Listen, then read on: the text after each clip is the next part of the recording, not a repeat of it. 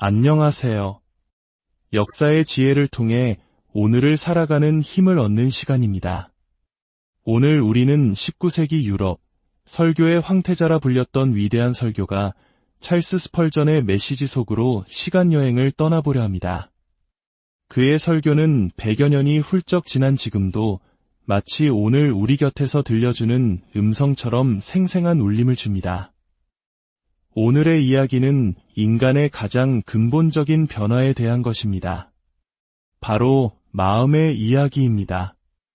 구약 성경 에스겔서 36장 26절은 이렇게 약속합니다. 내가 너희에게서 돌같이 굳은 마음을 없애고 살처럼 부드러운 마음을 주겠다. 돌같은 마음과 살처럼 부드러운 마음. 이 둘의 차이는 무엇일까요? 그리고 어떻게 돌이 살로 변하는 기적이 일어날 수 있을까요? 스펄전의 깊은 통찰을 따라가며 우리 각자의 마음을 비추어 보는 귀한 시간이 되기를 소망합니다. 본격적인 이야기에 앞서 이 귀한 말씀을 더 많은 분들과 나눌 수 있도록 도와주시겠어요? 지금 여러분이 눌러주시는 구독과 좋아요는 또 다른 누군가에게 하나님의 은혜를 전하는 아름다운 통로가 될 것입니다. 이 말씀을 듣고 나누시는 모든 분들의 삶에 하나님의 평강이 가득하기를 기도합니다. 진정한 복음의 역사는 언제나 우리 존재의 가장 깊은 곳, 바로 마음에서부터 시작됩니다. 세상의 많은 종교나 철학은 겉모습을 바꾸는 데 집중합니다. 마치 바리새인들처럼 혹은 오늘날 율법주의에 갇힌 이들처럼 그들은 외부의 형식과 의식을 통해 내면을 바꾸려 시도하죠. 하지만 컵의 바깥을 아무리 깨끗하게 닦아도 그 안이 여전히 더러움으로 가득 차 있다면 무슨 소용이 있을까요? 겉모습을 꾸미는 것으로는 결코 영혼의 중심에 닿을 수 없습니다. 그래서 성경은 우리 모두에게 단호하게 선언합니다. 너희는 다시 태어나야 한다. 부분적인 개선이나 수리가 아닙니다. 인간 본성의 전면적이고 근본적인 변화가 없다면 그 누구도 거룩하신 하나님 앞에 설 수 없습니다. 성령님께서는 낡고 병든 인간의 본성을 조금 고쳐서 쓰시는 분이 아니십니다. 그분은 썩은 나무의 뿌리에 도끼를 대시고 우리를 완전히 새로운 피조물로 만드시겠다고 선언하십니다. 이는 오직 전능하신 하나님의 초자연적인 능력으로만 가능한 일입니다. 어떤 사람이 다른 사람보다 선천적으로 조금 더 나은 성품을 가졌다고 해서 그 성품을 잘 가꾸면 하나님께 이를 수 있다고 성경은 결코 말하지 않습니다. 오히려 모든 사람을 향해 경고합니다.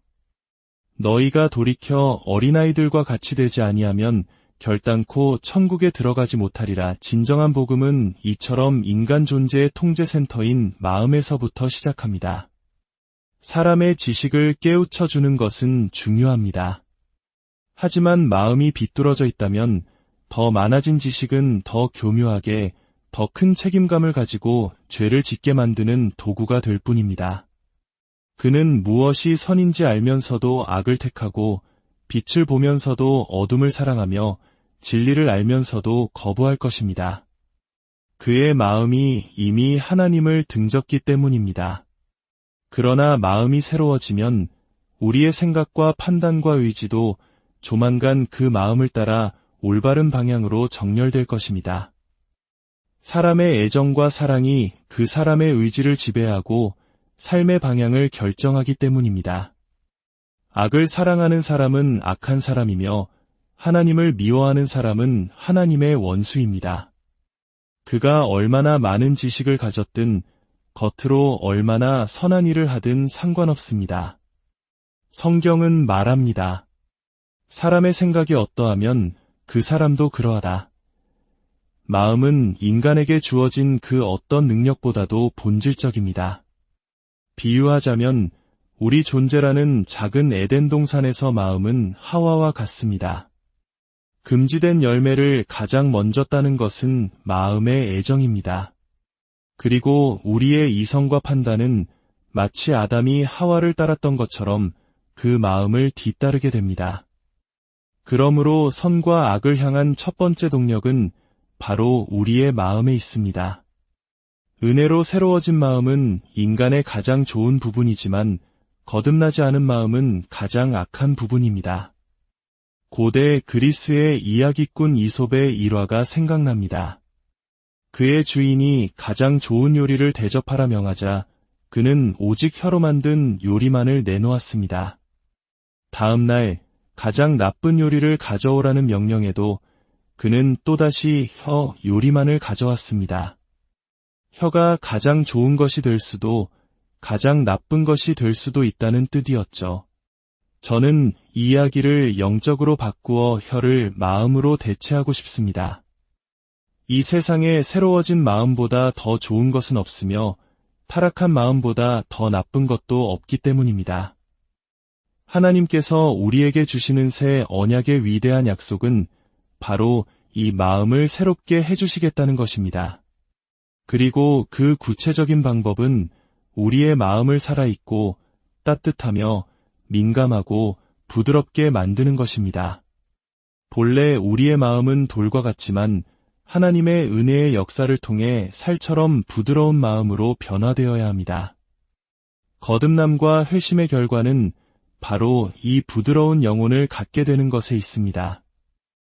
완고하고 차갑고 단단한 마음과 반대되는 이 부드러운 마음이야말로 한 사람의 인격에 깃든 가장 은혜로운 증거입니다. 하나님께서 죽은 무감각 대신 살아있는 민감함을 주신 곳, 바로 그곳에 우리는 하나님의 참된 경건의 역사가 시작되었음을 확신할 수 있습니다. 먼저 거듭나지 않은 사람들에게는 이러한 영적인 부드러움이 결여되어 있습니다. 물론 그들에게도 인간적인 다정함은 있을 수 있습니다. 자녀를 향한 어머니의 애틋한 사랑, 헌신적인 아버지의 모습, 신에 있는 친구 관계처럼 말입니다. 타락 이후에도 인간 본성에 남아있는 선한 면을 우리가 부정해서는 안 됩니다. 하지만 이러한 인간적인 감성은 오늘 우리가 이야기하는 영적인 부드러움과는 근본적으로 다릅니다. 어떤 이들은 소심함에서 비롯된 부드러움을 보이기도 합니다. 선을 사랑해서가 아니라 주변 분위기에 쉽게 휩쓸리기 때문에 선한 행동을 하는 경우입니다. 만약 그들이 악한 무리와 함께 있다면 똑같이 쉽게 악에 이끌릴 것입니다. 그들에게는 중심이 되는 원칙이 없습니다. 구약의 르호보암 왕이 바로 그런 사람이었습니다. 그는 마음이 여려 악한 조언자들을 따랐고 결국 스스로를 파멸로 이끌었습니다. 이처럼 사람을 꼭두각시처럼 만들고 주체성을 잃게 하는 유약함은 우리가 경계해야 할 모습입니다. 우리에게는 진리 안에서의 굳건함과 결단력이 필요합니다. 또한 율법적인 두려움에서 비롯된 부드러움도 있습니다. 이것은 하나님의 심판에 대한 공포심에서 나오는 일시적인 마음의 동요로 복음이 주는 구원의 부드러움과는 매우 다릅니다. 어떤 사람들은 설교를 들을 때 순간적으로 깊은 감동을 받습니다. 영원한 세계에 대한 이야기에 눈물을 흘리고 마음이 움직입니다. 하지만 예배당 문을 나서는 순간 그 모든 감동은 연기처럼 사라져버립니다. 냄비처럼 빨리 끓어오르고 또 그만큼 빨리 식어버리는 사람들입니다. 그들의 선함은 아침 구름과 같고 새벽 이슬처럼 순식간에 사라집니다. 이런 부드러움은 우리가 추구해야 할 모습이 아닙니다. 거듭나지 않은 모든 사람에게는 정도의 차이는 있을지언정 참된 영적 부드러움이 결여되어 있습니다. 우리 모두는 태어날 때부터 마음에 돌의 성질을 가지고 있습니다. 어린아이들의 모습을 관찰해 보십시오. 아이들이 죄에 대해 본능적인 혐오감을 가지고 태어나던가요? 그렇지 않습니다. 얼마나 빨리 어린아이가 화를 터뜨리고 작은 거짓말을 하는지요.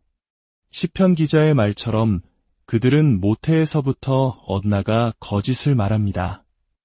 우리의 마음은 본래 맷돌과 같아서 죄를 갈아내는 데 익숙합니다. 그리고 이 세상과 접촉하면서 그 단단함은 더욱 심해집니다. 경건한 가정에서 막 떠나온 청년은 불경건한 사회 속에서 오랫동안 방탕과 죄악을 목격하며 살아온 사람만큼 마음이 굳어있지 않습니다. 죄에 대한 익숙함은 죄에 대한 경멸을 낳는 것이 아니라 오히려 죄를 금지하는 율법에 대한 무시를 낳습니다. 우리는 술 취한 자의 흥겨운 노랫소리를 듣고 죄의 쾌락에 대한 달콤한 속삭임을 들으며 하나님의 은혜가 우리를 막지 않는 한 한때 혐오스럽게 여겼던 것들을 점차 가볍게 여기게 됩니다. 이 세상은 모든 것을 돌로 만드는 석회수 샘과 같아서 세상에 속한 모든 이들은 그 흐름 속에서 점점 더 굳어갑니다. 나아가 사람은 죄를 지음으로써 스스로를 더욱 단단하게 만듭니다. 한 번 죄를 지으면 다음에는 더 쉽게 죄를 짓게 됩니다.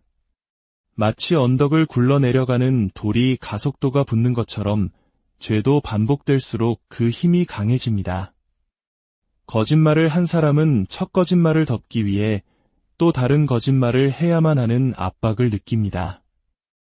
육체에 뿌리내린 어떤 죄들은 그 죄를 반복하려는 굶주림과 갈증을 만들어냅니다.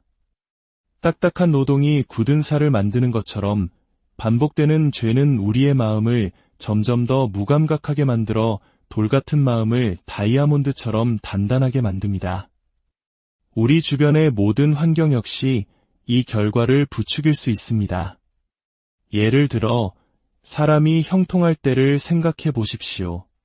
오랜 성공과 번영만큼 사람의 마음을 완고하게 만드는 것은 없습니다. 삶에서 끊임없는 성공을 거두는 불신자를 찾아보십시오. 그는 교만 속에서 여호와가 누구이기에 내가 그의 목소리를 들어야 하느냐라고 말할 가능성이 높습니다. 만약 그가 가난했다면 하나님 앞에 겸손했을지도 모릅니다. 하지만 이제 그는 자신이 이룬 부와 명예를 자랑하며 마치 느부갓네살 왕처럼 위대한 바빌론은 내가 건설한 것이 아니냐고 외칩니다. 오랜 기간 병 한 번 앓지 않고 건강하게 지내는 것 역시 위험할 수 있습니다. 하나님께서 내리시는 징계가 없다는 것은 그가 하나님의 자녀가 아니라는 표시일 수 있습니다. 만약 하나님께서 당신이 죄 가운데서 즐거움을 누리도록 내버려 두신다면 그것은 이 세상에서 원하는 것을 다 누리게 하신 후 영원한 심판을 준비하고 계시다는 무서운 신호일지 모릅니다. 반대로 고난과 역경 역시 죄로 인해 마음을 더 단단하게 만들 수 있습니다. 어떤 뱃사람들은 수많은 폭풍우를 겪으면서 처음에는 두려워했지만 나중에는 배가 부서질 위기 속에서도 저주와 욕설을 내뱉으며 절망에 굳어져 버립니다. 수많은 사고와 질병에서 살아남은 사람들 중 일부는 죽음의 문턱을 여러 번 넘나들면서 오히려 어떤 것에도 충격을 받지 않는 무감각한 상태가 되기도 합니다. 불에 녹지 않는 것은 결국 더 단단해질 뿐입니다. 선지자의 탄식처럼 너희가 어찌하여 매를 더 맞으려고 더욱더 반역하느냐는 말씀이 그들에게 해당됩니다. 슬프게도 심지어 거룩한 영향력, 즉 복음조차도 그것을 거부하는 사람들의 마음을 굳게 만드는 데 사용될 수 있습니다.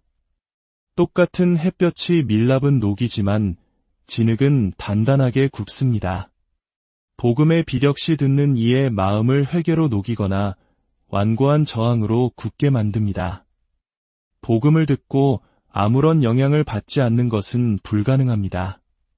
만약 복음이 당신에게 생명을 주는 향기가 되지 못했다면 그것은 분명 사망에 이르게 하는 냄새가 되었을 것입니다. 가장 완고한 죄인은 복음의 진리에 의해 굳어진 사람입니다. 그리고 사람이 거듭나지 않은 채로 그리스도인인 척할 때 그것은 마귀의 일을 완성하는 가장 빠르고 확실한 길이 됩니다. 만약 어떤 사람이 성도들과 어울리면서 비밀리에 죄를 즐기고 육신의 정욕이 자신을 지배하는 것을 알면서도 성찬에 참여하고 하나님의 은혜와는 아무 상관이 없으면서 스스로 하나님의 자녀라고 자랑하는 지경에 이른다면 그는 사탄이 가룟 유다를 빚어낼 완벽한 재료가 됩니다. 세상에서 가장 악한 사람을 찾고 싶다면 이선적인 종교인들 사이에서 찾아야 할 것입니다. 거짓된 마음을 가진 목회자보다 더 악한 존재는 없습니다. 하나님의 정원에서 높은 지위에 있을수록 잡초 또한 무성하게 자랄 수 있기 때문입니다. 가장 굳은 마음은 사회의 범죄를 저질러 감옥에 있는 사람들의 마음이 아닐 수 있습니다. 오히려 하나님의 백성이라는 가면을 쓰고 양손으로 죄를 짓는 자들의 마음이 가장 단단합니다. 그렇다면 이 돌 같은 마음을 어떻게 바꿀 수 있을까요? 여기에 복음의 위대한 약속이 있습니다. 이 부드러운 마음, 즉 살처럼 부드러운 마음은 오직 하나님의 주권적인 은혜의 선물입니다. 돌 같은 마음이 우연히 혹은 인간적인 노력이나 자유의지로 살처럼 변한 적은 단 한 번도 없습니다. 바위에게 살이 되라고 설득하는 것은 헛된 일입니다. 돌 스스로가 자신 안의 생명을 만들어낼 수 없는 것처럼 인간은 스스로 자신의 본성을 바꿀 수 없습니다. 예수님께서 말씀하셨습니다. 사람이 위로부터 나지 아니하면 하나님의 나라를 볼 수 없느니라. 오직 하나님의 영, 성령님께서 이 본성의 변화를 이루셔야만 합니다. 성령님께서 한 영혼에 임하실 때 가장 먼저 하시는 일은 바로 이 부드러움을 만들어내는 것입니다. 그분은 우리에게 죄를 깨닫게 하시고 우리의 마음을 부서뜨리십니다. 죄를 깨달은 사람은 더 이상 죄를 가볍게 여기거나 하나님의 진노를 무시하지 못합니다. 성령께서 쏘신 확신의 화살이 마음에 박히면 마음은 피를 흘리기 시작하고 이전에는 알지 못했던 고통과 아픔을 느끼게 됩니다. 그리고 마침내 영혼이 예수 그리스도 안에서 구원을 받고 평안을 찾았을 때 그 구원의 가장 중요한 증거 중 하나가 바로 이 마음의 부드러움입니다. 십자가야말로 이 부드러움을 발견하기에 얼마나 합당한 장소입니까? 사람이 처음으로 구원자를 바라볼 때 그는 눈물을 흘립니다. 그는 바라보고 생명을 얻지만 동시에 자신을 찌른 그분을 바라보며 애통합니다. 자신의 죄를 위해 피 흘리시는 구세주를 바라보면서도 녹지 않을 마음이 어디 있겠습니까? 돌 같은 마음이라도 십자가와 맞닿으면 견뎌내지 못합니다. 예수님께서 사랑의 눈길 한 번만 던져주시면 우리는 베드로처럼 회개의 눈물 속에 녹아내립니다. 그분이 우리를 사랑하셔서 우리를 위해 자신을 내어주셨다는 사실 하나만으로도 그 진리를 깨닫는다면 어떤 강철 같은 마음이라도 부드럽게 만들기에 충분합니다. 이처럼 성령님의 역사, 즉 죄에 대한 깨달음과 회심은 우리를 부드러움으로 이끌고 그 이후의 모든 성령님의 역사 또한 마찬가지입니다. 복음의 모든 본질은 우리를 부드러움으로 인도합니다. 복음의 교리나 약속 중에 신자의 마음을 완고하게 만드는 것은 단 하나도 없습니다. 하나님의 주권적인 구원의 은혜를 생각해 보십시오. 그것은 우리를 얼마나 겸손하게 만들고 먼지 속에 던져 넣습니까? 더 이상 우리는 피조물로서의 권리나 하나님이 마땅히 해야 할 일에 대해 말하지 않습니다. 우리는 부서지고 주님께서 원하시는 대로 행하실 자유가 있음을 깨닫고 우리의 의지는 그분 앞에 온유하게 엎드립니다. 새로워진 마음은 다양한 모습으로 그 부드러움을 드러냅니다. 먼저 그는 하나님에 대한 거룩한 두려움에 민감해집니다. 죄에 반대하시는 거룩하신 하나님을 생각하며 떱니다. 더 이상 지옥이나 영원에 대해 논쟁하지 않고 하나님의 심판을 경유합니다. 다른 사람들이 작은 죄라고 부르는 것들조차 뱀을 피하듯 달아납니다. 죄의 잔에 담긴 한 방울의 독에도 죽음이 있음을 알기에 감히 맛보려 하지 않습니다. 또한 깨어있는 양심의 소리에 민감해집니다. 새로워진 마음은 자신의 행동을 하나님 앞에서 평가하기 시작합니다. 내가 나의 창조주이자 은인이신 분께 얼마나 부당하게 행했던가. 그분은 나에게 셀 수 없는 축복을 주셨는데 나는 배은망덕하게도 그분을 잊고 살았구나. 깨어난 양심은 매일 심판을 내리고 살처럼 부드러운 마음은 그 목소리에 복종합니다. 우리의 기도는 이것이 되어야 합니다. 5. 하나님, 제 양심을 눈동자처럼 예민하게 만들어주소서. 죄의 가장 작은 신호에도 제 영혼이 깨어있게 하소서. 그리고 새로워진 마음은 하나님의 사랑에 민감해집니다. 갈보리 언덕의 이야기가 모든 사람의 눈을 눈물로 채우지 않는다는 것이 얼마나 놀라운 일입니까? 하나님의 아들이 원수들을 위해 하늘의 영광을 버리고 이 땅에서 수치를 당하신 것보다 더 감동적인 사랑이 어디 있겠습니까? 하지만 돌같은 마음은 위대한 사랑의 비극을 지루한 이야기로 여깁니다. 그러나 우리의 마음이 살처럼 변할 때 하나님의 사랑은 우리를 만지고 겸손하게 하고 녹이고 이끌고 사로잡으며 감사로 채우고 우리의 영혼을 하늘로 들어 올립니다. 이 거룩한 사랑은 우리 안에 감사하는 마음을 낳습니다. 그리스도께서 나를 위해 이 모든 일을 하셨는데 나는 그를 위해 무엇을 할 수 있을까? 그가 피로 나를 사셨으니 나는 더 이상 내 것이 아니라 그분의 것이다.